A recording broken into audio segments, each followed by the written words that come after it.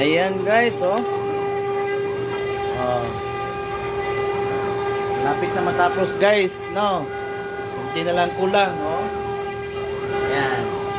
Nakikita na natin yung mga pangalan. Oh, kunti na natin nakikita yung mga pangalan guys. Ayan. Dito sa letter P, hindi pa nabutasan. Mamaya darating tayo dyan. No?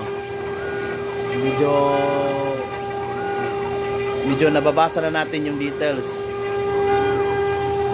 Yan. Yan guys, so mabasa na ang details, no? Hindi kagaya kanina na wala pa, kasi simula pa lang. Ayan. Sorry guys, ito guys, order to sa Shopee. Customer namin sa Shopee. Ayan. Oh!